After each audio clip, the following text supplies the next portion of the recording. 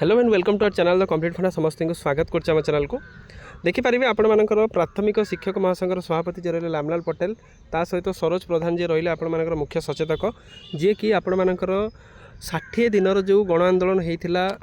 primary teacher मानकर से आसी जो समाधान कर बाट देखते जेहेतु जी कि सरकार दलर मुख्य सचेतक अच्छा जहाँ आह्वान क्रमे प्राइमरी शिक्षक संघ आंदोलन हटी आउ से जल्दी आश्वासना देते कि माननीय मुख्यमंत्री या विहित पदक्षेप ने मौसुमी अधिवेशन पूर्व आपण मानकर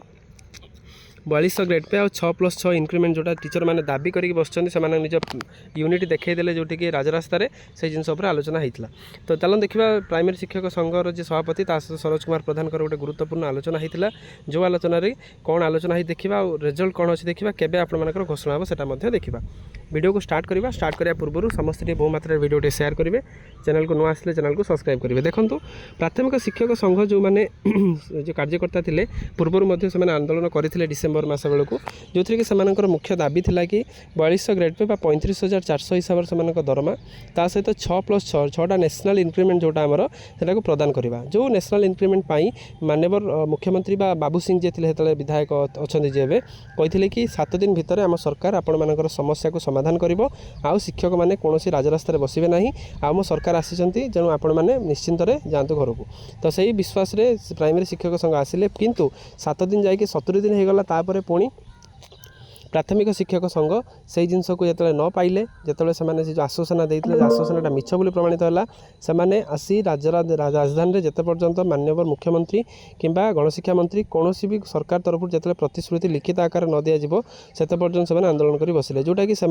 पावर से यूनिटी से दृढ़ संकल्प जोटा कि 60 दिन पर्यंत बसी राजरास्तार देखईदे प्रत्येक जिलार विभिन्न कमिटर जो मेम्बर रही से आसूले आसी से केमी आंदोलन को आहरी चेयरअप कर आंदोलन को आहरी दीर्घस्थायी करा केमिति सरकार पाखरे से आंदोलन पहुँची पार सरकार केमिति से आंदोलन को सहमति देखेबे केमिति से दाबी को पूरण करेंगे से जिन प्रति बारंबार विभिन्न मीटिंग विभिन्न वर्चुअल मीटिंग माध्यम जिनसा करा शेष में 60 दिन पर सरकार दलर जे मुख्य सचेतक सरोज प्रधान सार जी रहिले महोदय जी रहिले से आसिले आसिकी मान्यवर जी समस्त थे प्राथमिक शिक्षक महासंघर सदस्य सभापति समस्त भेटिले भेटिकी आंदोलन को प्रत्याहार करने कहते कारण सी कहते कि से सरकार दल सरकार सहित कथा सरकार मान्यवर मुख्यमंत्री गोटे बड़ प्रोग्राम रे कौन भी मुहूर्त से दाबी को पूरण करें जोटा कि मौसुमी अधिवेशन पूर्व मार्क माई पॉइंट मौसुमी अधिवेशन पूर्व पाखापाखि यहाँ है 10 ରୁ 15 दिन भाया होगला तो तापर जितेबाला जिनसा समाधान होना कहीं होना लामलाल पटेल जी रहिले आपणकर प्राथमिक शिक्षक महासंघर सभापति जी रहिले जी निज जीवन को तिल तिल कर जालिक जिनस कर कि निजर दृढ़ संकल्पबोध एत पर्यंत प्राथमिक शिक्षक संघ जो आसिक एठी पहुँची जिते कि सरकार से कथा शुणापी बाध्य होती सी पुणी आउ थे आपर फॉलोअप करने सरोज महोदय पाखक जाइए आज आप मीटिंग रिजल्ट आपंकर ये आम कहीपर जे से आउ थे से दाबी को जनई दाबी केमी पूरण हो पार केमी सरकार पाखे से पहुँची पार केमी सरकार मंतव्य कौन आउ कहीं करा केबे माननीय मुख्यमंत्री यहाँ घोषणा करेंगे से जिन से पुणी अवगत कर कारण